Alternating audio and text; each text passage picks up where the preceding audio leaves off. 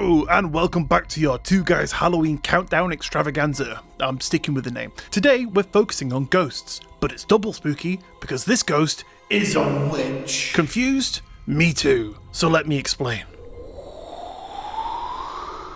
In the early 1800s, in the quiet farming community of Adams in Tennessee, the Bell family moved into what should have been their dream home. They had land, crops, and the kind of life that promised stability. But what unfolded there became one of the most infamous hauntings in America, the legend of the Bell Witch.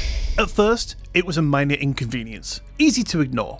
John Bell, the dad of the family, started hearing strange knocks on the wall that went on late into the night. Soon the sounds grew into scratching and gnawing noises, perhaps rats chewing through the wood. Not bloody likely, because then came the unmistakable sound of chains being dragged across the floor. But when they searched the house, there was nothing there. Then the family began hearing a woman's voice singing hymns in the dark, clear as day, but with no body to attach to the voice. And then it escalated. The unseen force began to physically lash out. Bedsheets were ripped off in the middle of the night. Children were slapped, pinched, and had their hair pulled by invisible hands. The family's youngest daughter, Betsy, suffered the worst after being struck so hard that red handprints were left on her skin. Poor kid. But it was John Bell himself who became the main target. He would feel his throat tighten as if invisible hands were gripping him by the neck, sometimes rendering him unable to speak. But scariest of all was the fact that the entity didn't mess around. It did not hide its intentions at all. Through a disembodied mocking voice, it introduced itself as Kate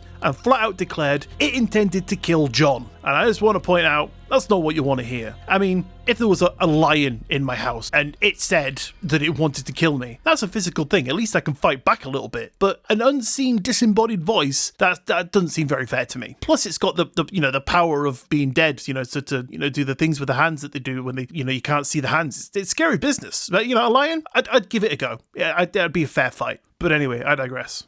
This wasn't a private haunting. Word spread, and soon curious locals came to witness the bizarre events, and the Bell Witch didn't disappoint. The spirit seemed to know intimate secrets about visitors, revealing things that no one else could possibly know. You've got a foot fetish. It recited sermons that were being delivered miles away at the exact same time they were being given, and people who mocked or challenged it were slapped or shoved. Kind of a bit of a weird juxtaposition with the singing the hymns and also being a bit of a shit. It's definitely one to think on. Anyway, even Andrew Jackson, who would later become the 7th President of the United States, reportedly came to investigate the witch. His entourage brought horses and wagons, but when they drew near the Bell property, the horses froze. Then a booming, disembodied voice warned them that they wouldn't go any further, essentially implying that the witch itself had stopped them in their tracks. Jackson allegedly muttered, it was an American accent, I can't do it.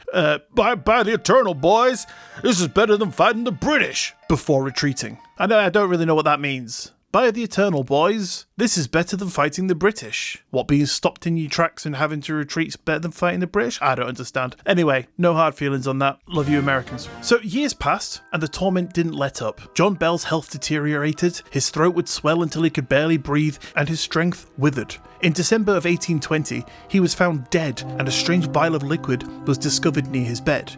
When a drop was given to the family cat, the animal instantly convulsed and died, while the voice of Kate was heard laughing, proclaiming, "I gave old Jack a big dose of that last night, which fixed him." Don't think it did though, quite the opposite. But the witch had claimed responsibility. And, I'm sorry to keep interjecting, but why would you find a vial of some unknown liquid and just be like, oh, well, let's see what this is, give it to the cat? Give it to a pharmacist or a doctor or, a witch. Maybe not the one in your house. I don't know. Actually, she'd probably be the best person to go to. You're like, well, you gave this to John. What is it? Would it tell you? I don't know. But that's your best candidate for an answer. But after John's death, the activity subsided, but the legend never died. Some say Kate still haunts the area. People still report strange sounds, shadows moving in the woods, and the same eerie voice mocking them from the shadows. The Bell Witch Cave near the original farm is now a tourist attraction where visitors claim they felt cold hands grab at them or whispers echoing from the dark. The story remains one of America's most famous hauntings, not just because of the violence or the fact that it openly killed a man, but because it spoke, it taunted, it laughed, and it gave itself a name. The Bell Witch wasn't just a haunting, it seemed like it was an intelligent force that refused to be ignored. And to this day, no one can explain what really happened on that Tennessee farm. So what do you guys think? I would make a joke about how horrible she was, but I don't want it to come and get me. So I will leave the accusatory insults and bad-mouthing to you lot. But with that, Thank you for listening to today's little extra episode of Spooky Goodness. I hope you all enjoyed the spooky tale, and I will see you tomorrow back here for another super spooky tale.